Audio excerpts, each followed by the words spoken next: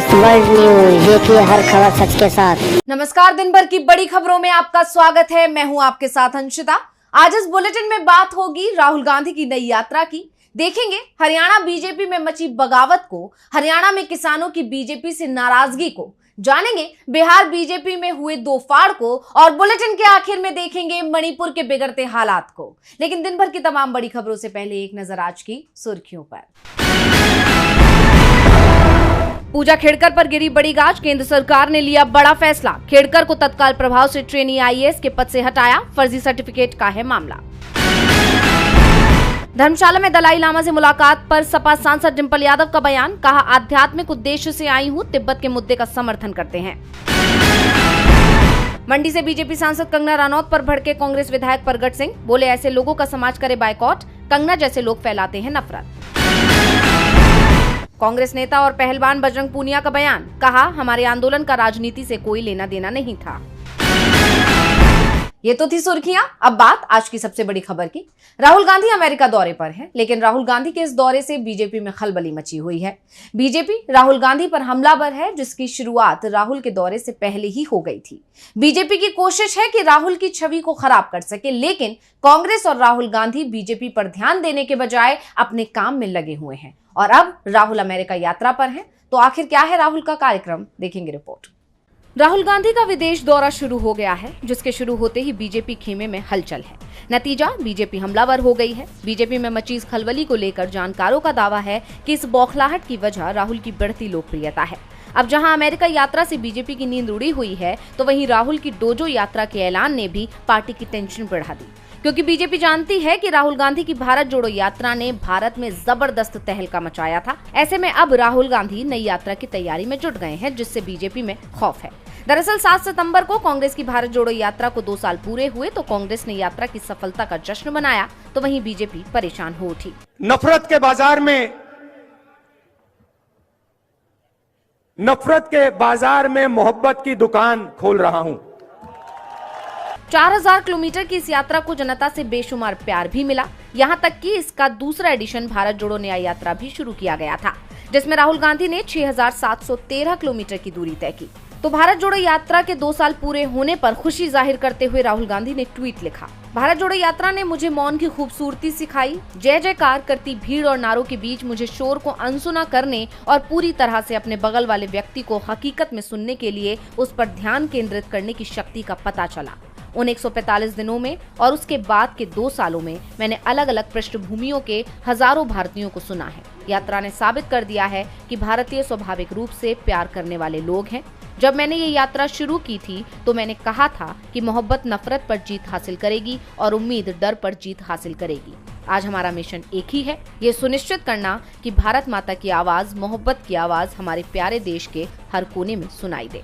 फिलहाल राहुल गांधी का पूरा फोकस अमेरिका दौरे पर है। 3 दिवसीय इस दौरे में राहुल गांधी 8 सितंबर को अमेरिका के डलास शहर में होंगे। इसके बाद 9 और 10 सितंबर को वॉशिंगटन में रहेंगे। राहुल गांधी के अमेरिका दौरे से बीजेपी पहले ही परेशान है। इसके अलावा जल्द ही राहुल की डोजो यात्रा भी शुरू होने वाली है, जिससे बीजेपी टेंशन में है। वैसे सबसे ज्यादा टेंशन इस वक्त बीजेपी को हरियाणा में मची भगदड़ से है।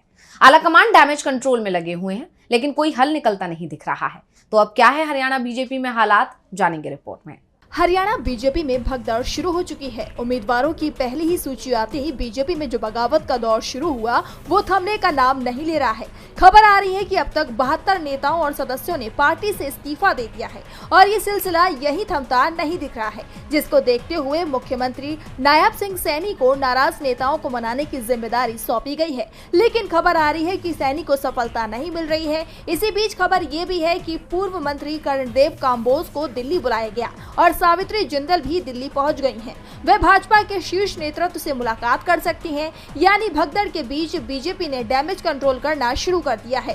सब कुछ केंद्रीय कार्यालय की तरफ से तय किया जा रहा है। रूठों को मनाने के लिए शीर्ष नेतृत्व की तरफ से 1-to-1 बातचीत की जा रही है। चुनाव प्रभारी धर्मेंद्र प्रधान, केंद्रीय मंत्री मनोहर लाल, सीएम नायब सैनी और प्रदेश सह प्रभारी बिप्लब देव ने टिकट बंटने के बाद बागी तेवर अपनाने वाले 10 से ज्यादा नेताओं से बात कर उन्हें मनाने की कोशिश की है, लेकिन कोई मानने को राजी नहीं है। यहाँ तक कि कई नेताओं ने बीजेपी उम्मीदवारों के खिलाफ निर्दलीय चुनावी मैदान में उतरने का फैसला भी किया है। आलम यह है कि बागियों को मनाने की जिम्मेदारी उम्मीदवारों को भी दी गई है, जिसके बाद नामांकन से पहले कैंडिडेट्स हर हाल में बागियों को मनाने की कोशिश करने में लगे हुए हैं।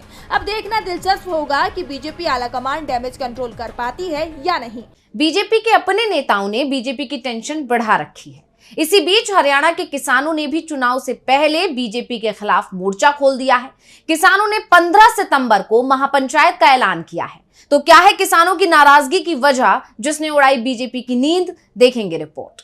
हरियाणा विधानसभा चुनाव में सत्ताधारी बीजेपी के लिए जीत की हैट्रिक लगाना आसान नहीं रहने वाला है।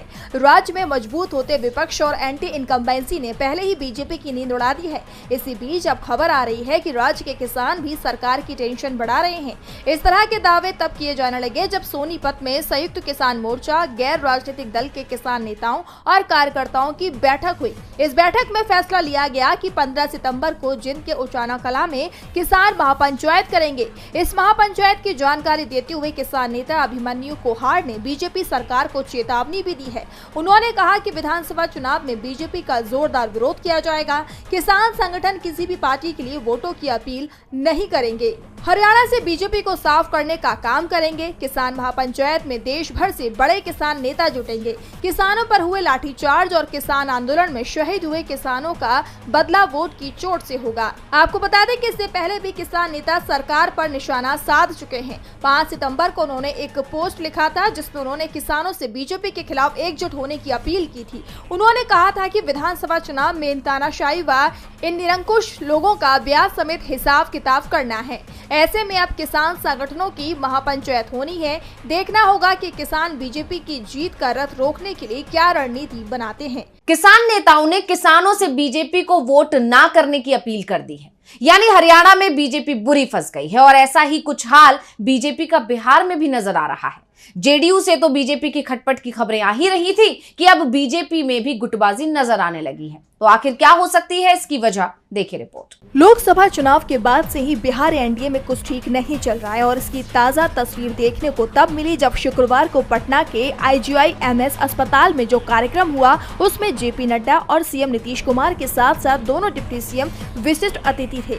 लेकिन भागलपुर में सुपर स्पेशलिस्ट अस्पताल के उद्घाटन कार्यक्रम में डिप्टी सीएम विजय कुमार सिन्हा को नहीं बुलाया गया। तो दूसरी तरफ इस कार्यक्रम को लेकर सरकार की तरफ से जो विज्ञापन छपवाया गया उसमें भी विजय सिन्हा का नाम नहीं था और न ही कार्यक्रम वाली जगह पर बने स्टेज पर भी बैनर पोस्टर में डिप्टी सीएम विजय कुमार सिन्हा का नाम नहीं था। जबकि इस कार्यक्रम में बिहार के सिर्फ एक डिप्टी सीएम सम्राट चौधरी को आमंत्रित किया गया और उनका नाम सरकारी विज्ञापन और बैनर पोस्टर में भी छपा था। बता दें कि ये पहला मौका नहीं है जब विजय सिन्हा को किसी कार्यक्रम में न बुलाया गया हो। इससे पहले भी 29 अगस्त को राजगीर में खेल विश्वविद्यालय और खेल अकादमी के विज्ञापन में भी सिर्फ सम्राट चौधरी का नाम छपा था। इसी तरह हाल ही में नवादा के पर्यटन स्थल ककलोत जलप्रपात के जीर्णोद्धार कार्यक्रम में मुख्यमंत्री के साथ सिर्फ सम्राट चौधरी दिखे थे। डिप्टी सीएम विजय सिन्हा को आमंत्रित तक नहीं किया गया था। बताते चले कि बिहार में इसी साल एनडीए की सरकार बनने के बाद से ये परंपरा रही है कि बड़े सरकारी आयोजनों में बीजेपी के दोनों डिप्टी सीएम सम्राट चौधरी और विजय कुमार सिन्हा को विशिष्ट अतिथि के तौर पर बुलाया जाता रहा है और सरकारी विज्ञापनों में भी दोनों डिप्टी सीएम का नाम प्रकाशित होता रहा है। लेकिन पिछले कुछ दिनों से बिहार में ये परंपरा लगातार टूटती दिख रही है, जो बिहार में किसी बड़ी बगावत के संकेत दे रहे हैं। एनडीए में दरार की खबरें तो पहले ही थी, अब बिहार बीजेपी में गुटबाजी की बात खुलकर सबके सामने आ गई है, जिसकी वजह है एक पोस्टर। वैसे पोस्टर की वजह से महाराष्ट्र एनडीए में भी दरार पड़ती दिख रही है। अजीत और शिंदे के बीच जबरदस्त पोस्टर वॉर शुरू हो गई है। आखिर क्या है वजह, देखिए इस रिपोर्ट में। महाराष्ट्र एनडीए में दरार बढ़ती नजर आ रही है। एनसीपी अजित गुट और शिंदे गुट की शिवसेना आमने सामने आ गई है। दोनों पार्टियों में सरकार की लड़की बहन योजना का क्रेडिट लेने की होड़ मची हुई है। एक तरफ अजित गुट ने सतारा शहर के पवई नाका पर लगे लड़की बहन योजना के विज्ञापन वाले होर्डिंग से डिप्टी सीएम अजित पवार की तस्वीर गायब होने पर नाराजगी जताई है, तो दूसरी तरफ शिंदे गुट के नेता व राज्य में आबकारी मंत्री शंभूराज देसाई ने अजित पवार पर विज्ञापन से मुख्यमंत्री शब्द हटाने पर आपत्ति जताई है। दोनों दलों में जुबानी जंग छिड़ गई है। देसाई ने उप मुख्यमंत्री पवार पर मुख्यमंत्री माझी लड़की बहन योजना को हाईजैक करने का आरोप लगाया और निराशा भी जताई। उन्होंने कहा कि आखिर इन विज्ञापनों में मुख्यमंत्री का नाम क्यों नहीं है, क्या इस पर दिक्कत नहीं होगी। इस पर एनसीपी प्रवक्ता उन्मेष पाटिल ने कहा कि पहले से ही योजना बना ली गई कि बजट के नाम पर भी शिंदे को ही प्रमोट किया जाएगा। हमने कोई आपत्ति नहीं जताई और अब अगर सुविधा के लिहाज से योजना के नाम को छोटा कर दिया गया तो हमारे सहयोगी इस पर आपत्ति क्यों जता रहे हैं। बता दें कि अजित पवार ने अपने भाषणों में इस योजना का जिक्र केवल लड़की बहन योजना नाम से किया। उन्होंने मुख्यमंत्री शब्द का जिक्र तक नहीं किया और अब शिंदे गुट ने भी कुछ ऐसा ही तरीका अपनाया है, जिसके बाद दोनों गुटों में बढ़ती दरार एनडीए में फूट की चर्चाओं को बल दे रही है कि क्या चुनाव से पहले बिखर जाएगा एनडीए। महाराष्ट्र में अजीत और शिंदे के बीच चली इस पोस्टर वॉर में बीजेपी फंस गई है। वैसे फंस तो केंद्र की एनडीए सरकार भी गई है वक्फ संशोधन बिल पर। दरअसल इस बिल पर चर्चा करने के लिए जेपीसी की बैठक हुई जो करीब 8 घंटे तक चली। इस बैठक में तीखी बहस हुई, साथ ही सरकार की मंशा पर भी सवाल खड़े हुए। देखेंगे रिपोर्ट। वक्फ बिल में संशोधन के लिए जेपीसी की चौथी बैठक में भी महासंग्राम छिड़ गया और एक बार फिर ये बिल लटक गया। इस बार बैठक में archaeological survey of India (ASI) की टीम भी शामिल हुई।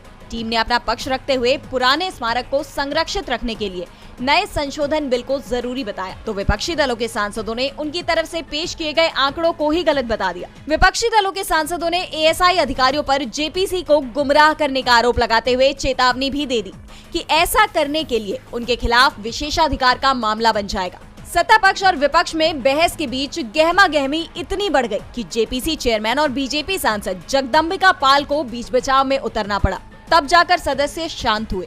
विपक्षी सांसदों ने बिल लाए जाने के औचित्य पर सवाल उठाते हुए पूछा कि आखिर इसकी जरूरत ही क्या थी। वहीं शिवसेना शिंदे गुट के सांसद नरेश महास्के ने कहा कि मीटिंग में विपक्ष सिर्फ विरोध कर रहा है। फकात फाउंडेशन की तरफ से बैठक में दिल्ली के पूर्व एलजी नजीब जंग ने कहा कि पिछले 10 सालों में केंद्र सरकार की गतिविधियों से देश के मुसलमानों का भरोसा कमजोर हो गया है। नजीब जंग ने ये भी कहा कि किसी भी तरह वक्फ का ये बिल कहीं से आ गया तो मुसलमानों का भरोसा सिस्टम से और भी उठ जाएगा। और बुलेटिन के आखिर में बात मणिपुर की। मणिपुर में 1 साल से भी ज्यादा समय से हिंसा चल रही है। मैतेई और कुकी समुदाय के बीच चल रहा टकराव शांत होता हुआ नहीं दिख रहा है, बल्कि और भी तेज होता जा रहा है। जब भी सरकार दावा करती है कि स्थिति शांत हो रही है, वैसे ही हालात बिगड़ जाते हैं और अब दोनों पक्षों के बीच बड़े टकराव की खबर सामने आई है। देखिए रिपोर्ट। मणिपुर काफी वक्त से हिंसा की चपेट में है। लगभग 1 साल पहले कुकी और मैतेई समुदाय के बीच शुरू हुई लड़ाई अब थमती नहीं दिखाई दे रही है। मणिपुर में एक बार फिर हिंसा भड़क उठी। जिरीबाम में अलग अलग 2 घटनाओं में 5 लोगों की जान चली गई। पुलिस के मुताबिक पहली घटना जिला हेडक्वार्टर से करीब 7 किलोमीटर दूर हुई। पहाड़ी उग्रवादियों ने एक घर में घुसकर बुजुर्ग को सोते समय गोली मार दी, तो दूसरी घटना इसके बाद हुई। इसमें कुकी और मैतेई समुदाय के बीच गोलीबारी हुई। इसमें 4 लोगों की जान चली गई। अब इस मामले में कांग्रेस ने ट्वीट कर पीएम मोदी पर तंज कसा है। कांग्रेस ने ट्वीट किया कि मणिपुर में 1 साल से ज्यादा समय से हिंसा जारी है। अब प्रदेश के जिरीबाम इलाके में फिर से हिंसा भड़क गई। इस घटना में 5 लोगों की जान चली गई। इम्फाल वेस्ट और ईस्ट में भीड़ ने मणिपुर राइफल्स हेडक्वार्टर पर हमला किया, जिसमें 5 लोग घायल हुए हैं। राज्य में बीते 7 दिनों के भीतर हिंसा की 4 बड़ी घटनाएं हुई हैं। कांग्रेस ने आगे लिखा कि इससे पहले मणिपुर के एक बीजेपी विधायक ने अमित शाह को चिट्ठी लिखकर कहा था कि मोदी सरकार यहां कुछ नहीं कर पा रही है। हालात इतने खराब हैं कि कल पूर्व मुख्यमंत्री मेरम्बम कोइरेंग के घर पर रॉकेट से हमला हुआ।